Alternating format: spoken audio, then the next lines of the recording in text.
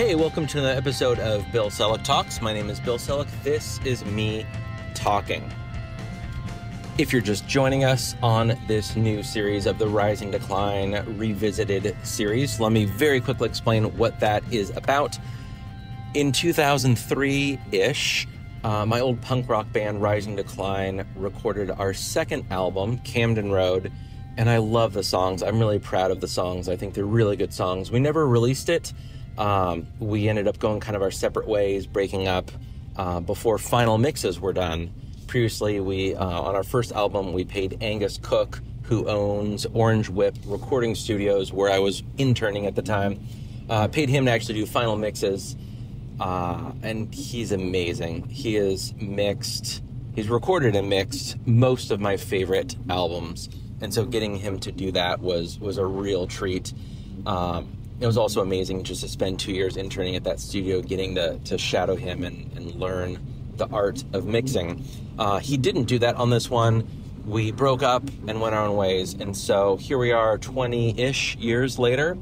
Logic Pro has a new AI built-in feature, Stem Splitter, which takes an MP3, which is what I had of our songs, and lets you separate it into drums, bass, vocals, guitar. And so what I was able to do is remix our album, which is amazing. Get to add like a little bit of delay to the vocals, recompress the vocals, kind of do everything, EQ everything separately. It's been a real treat and a joy to do that. And so now I'm going to talk about the second track of the album, Picture Framed Candle, connect it with some educational technology stuff. And then the next track you're going to hear on this podcast feed is track 2, Picture Framed Candle, in its entirety. I know a lot of people will talk about it for the first part of a podcast episode, and then at the end of it, you'll get to hear the song. I kind of like it just as its own, so that depending on how you're listening to it, you can download it and just keep the song in a pure way. So I'm going to just talk about the song, and then the next track you're going to hear is just the song.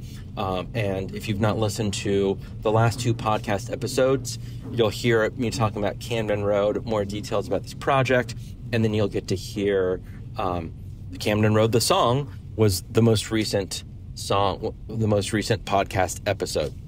So I am very slowly driving back from downtown San Jose, talking about something that fits in perfectly with track 2, and I am so excited to talk with you about it. We're going to dive right into this tech tool and very quickly connect it with the song. The tool we just used at this event was Wordly, W-O-R-D-L-Y. Wordly is a real-time translator powered by AI. I'm sure they use the OpenAI LLM to pull off this feature. And so as someone talks, so our school just bought an account, decently pricey, you buy hours basically, and it translates for you much, much better than Google Translate. In fact, what I saw in English was about 99% accurate. We had an employee that is fluent English and Spanish and said, this is at least 95% accurate. A parent that speaks Mandarin that tested, and she was like, this is good. This is 90% accurate. Some of the kind of ways we talk about things in Mandarin are different than how you're talking about it in English when we demoed it. And I was like, oh, that's interesting. I want to dig into that. And that's actually what I was already planning on talking about in this episode, with one particular lyric that really got me going down this rabbit hole about translations and meaning and context. So first of all, check out Wordly. If anyone in your school community speaks more than one language or has any hearing difference, this is amazing for big events. For small events, it's a slightly pricey way if you don't have the budget for it, but is very much worth it for even parent-teacher conferences. And by the way, if you're using Wordly for one language only, it's like a 50% discount on your hours. So if you do only English to Spanish, for a conference, you're only using 50% of your hours, which is great. My favorite part of this event that we just had at Hillbrook School was we were introducing a parent ambassador, and she said, do you want me to introduce myself in English or Spanish? And the response was, whatever you want. So I was testing Wordly on my phone. We created a session ahead of time yesterday. It took a minute to create, in a similar way. It's like a Google Calendar invite, just like name, description. Got that, got a QR code, downloaded that, made that the first slide when people came in. So I joined with the QR code, took about 5 seconds, and I'm looking at English because I speak and read kind of only English. And so as someone's talking, it was mostly in English for this event, and I'm looking at my phone, and within 1 second, I'm seeing a real-time transcription. There was one person's name that was wrong initially, and then after about 5 seconds, it actually went back and corrected the name to the correct spelling, which was amazing. Everything I saw in English was perfect, perfectly transcribed. I noticed there was someone that had their own translation software on their phone, or I guess translation app, and it was really meaningful to see that we actually were offering transcription service as well for someone that has a hearing difference. As this one parent said, you know, when we speak English or Spanish, whatever you want, she starts speaking Spanish. Immediately, my phone, not immediately, within 5 seconds, my phone picks it up and it's like, oh, this is in Spanish. Starts giving me an English transcription. Amazing. I took 3 years of Spanish in high school, so I would have caught maybe 10% of what she was saying without this. With it, I'm able to hear how she feels included as a parent. That is not just for her kids. What she loves about Hillbrook is that as a parent, she feels included as a member of the community, and that is one of the things that surprised her with having her kid at Hillbrook, and was one of the most meaningful things to her. And I'm reading it on my phone using the Wordly website. It was like attend.wordly.com or something is where it takes you, and you have the 8-digit code that gets you in. Amazing, beautiful, so good, and accurate. What I actually want to do next, this is the last bit about Wordly, and then we're going to jump into the song in particular. I want to actually put a TV up, and maybe I'll be fancy and like mount it vertically. So you have like a TV for slides and a TV for translations, and you can actually select ahead of time with the laptop, or I guess phone even, or iPad or whatever. You can select which language you want to project. So I think our default for our school community will be English, Spanish, Mandarin.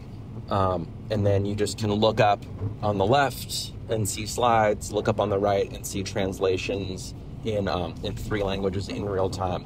I really like that idea. I think that's our next step. This was the first time we ran it, and so we're gonna, I think, just keep it just on people's phones for kind of simple events. But for, like, if we're gonna use it, we might as well put up the translation so that you can just kind of look at the person and see their translation in real time.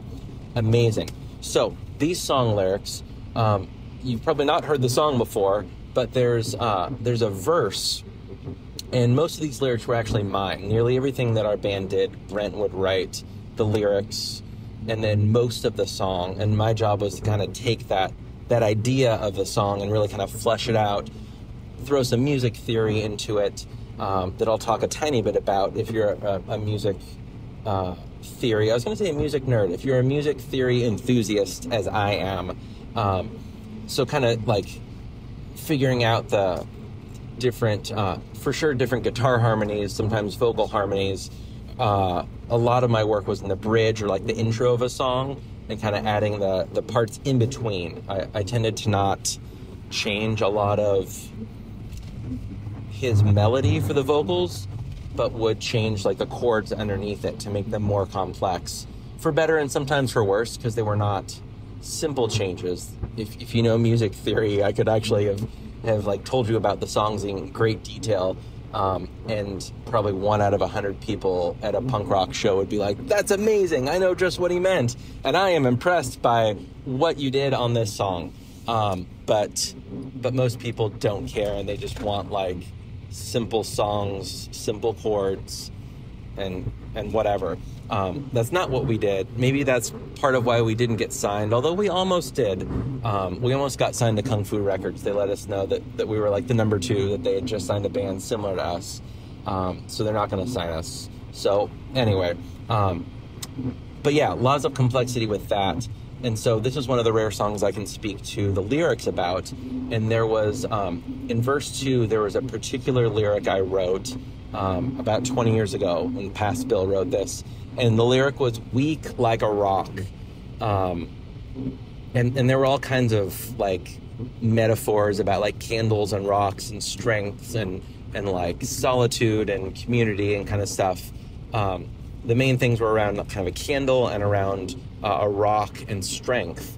And I wrote the lyric because I had just heard someone talk about, there's a scripture, and actually ChatGPT guessed at it. I'm not going to quote it because I'm driving right now, surprisingly in a massive amount of traffic. The scripture was actually around Jesus talking to Peter, and on this rock I will build my church. It's often quoted, maybe it's Matthew 16, I don't know. And we're not going to get too much into the scripture with it. But what I love about that line, and the reason it made it into the song lyrics, is because the person that was speaking about it told me that the translation of it was that the type of rock it was actually like a crumbly rock.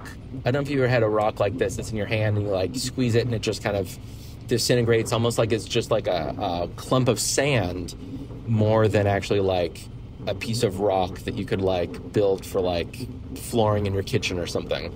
Like really crumbly, fragile kind of rock. And so the way I heard this story, and the reason it made it into the lyrics, is because I thought that was a really beautiful thing for the translation perhaps to be, you are Peter, and on this rock I will build my church, and for it to be on this rock being a fragile thing that can easily crumble.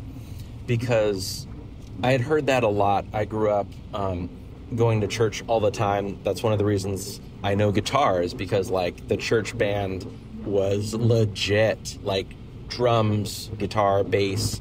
When I was growing up, there were 2 electric guitars, and was just like blown away. And I was like, I want to do that. Like, I want to play guitar like that. Not realizing that I actually play mostly electric guitar in churches for 20 years. And when I was doing music professionally, it's one of the reasons I was actually able to like pay rent. It's because I was playing bass or acoustic or electric guitar in churches a lot. And so like, yeah, so that whole thing was a thing and a big part of my life growing up. And so what I had always thought when I heard that scripture of like, you are Peter, and on this rock I will build my church, was like, well, rocks are strong, and like a mountain, and like, you know, you go rock climbing and you see like 50-foot, you know, mountains that have been there for millions of years. And in California, there's mountains everywhere. Right now I'm driving and there's a whole like mountain range looking out on like the Santa Cruz Mountains out in the distance.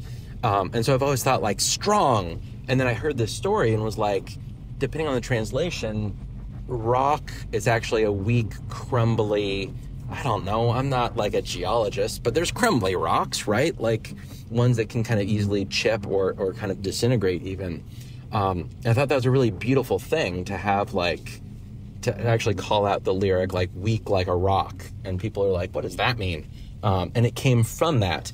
And ChatGPT helped me out a little bit with it. I didn't verify it, so I don't want to give you all of it. But one of the translations was that Peter's name in different languages was like Petros, and then rock is like Petros. And so it was like a cool play on words in the scripture.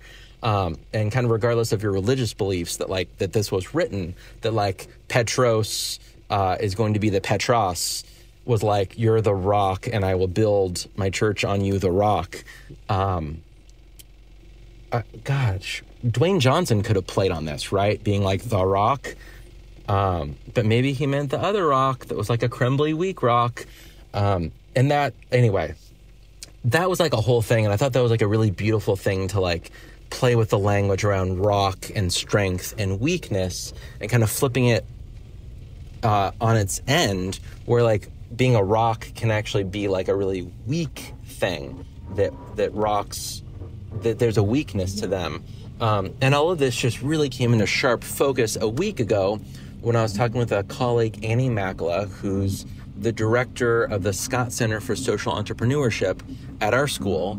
And she just kind of out of nowhere, we were just talking, and she was like, yeah, like I said something and she was like, I saw this talk years ago, how the word entrepreneurship has very different meanings in different languages.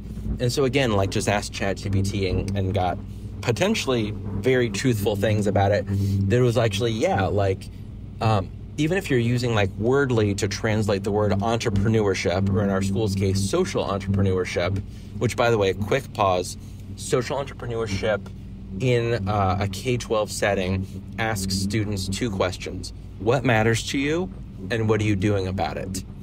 And Annie has built out 6 pillars of social entrepreneurship that I don't want to get into in this episode. I should talk about it more. I should just get her on the pod. But it asks students those questions. And so she's having conversations around social entrepreneurship with 5-year-olds and with our 9th and 10th graders, and is really transforming what's possible during the school day, and is really empowering students to act and not just think about what matters to them, but actually doing something about it, with the support of Annie and the Scott Center for Social Entrepreneurship. And so we had this conversation around entrepreneurship. And so I'm thinking about like Wordly that I had just heard about, and I was like, I wonder how that's going to translate and what it translates to, and then what it actually means to people, like the meaning of entrepreneurship. So even if you get the translation right, using like Wordly for AI real-time translation, the connotations and like the cultural meaning of entrepreneurship is so different in different languages. And so it's actually not about getting the translation right. It's actually about the meaning when you translate. And that part kind of blew my mind. It almost kind of broke my brain. And so there's a lot of languages and a lot of cultures where you hear the word entrepreneurship. What it means to them is actually improving community. I know certainly in California, entrepreneurship, a lot of people very quickly go to tech startup, making money, trying to get like an IPO and sell. And in so many other places, it's about how can I improve my community and how can we do a thing. And I think that that's a really beautiful thing, but also it's not problematic, but it very much raises the issue of when we're talking to people that speak more than one language, and when we talk to people who are from different cultures, these words mean very different things. And that's a tricky thing. I don't think it's problematic, but I think it's tricky because as you're speaking, what it means to you means different things to different people in different languages, to people in different communities. And so that actually leads me to 2 thoughts as we start to kind of wind down this episode. The first one is looking at either emerging bilingual students or multilingual students in your classroom as an absolute asset, because they can bring context to words and books and articles, and bring a wealth of knowledge and experience culturally and languagely that you're not going to get if everybody only speaks English and only reads English. So obviously, like language arts class, you're reading a thing, and if you're reading it in English, it's going to mean the same thing kind of to everyone. Like you're having kind of this one perspective. But you get students that speak more than one language, and they can be like, actually, this word in my language, this word in a language I speak means this or that. This word in this language means this or that. This phrase actually has this connotation. So like this super specific example around entrepreneurship means very different things in different languages. So if you're talking about entrepreneurship as just a topic in a class, maybe math class, maybe, I don't know that you have a social impact class at your school. We do, and it's amazing. Social impact and leadership is a class our 8th graders take.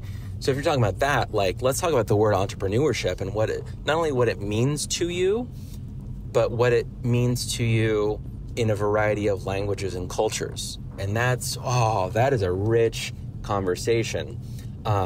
But also the second big point I want to get at here as we wrap up this episode is that even if you're only speaking English and only having students that speak English, the words you're saying mean different things to different people.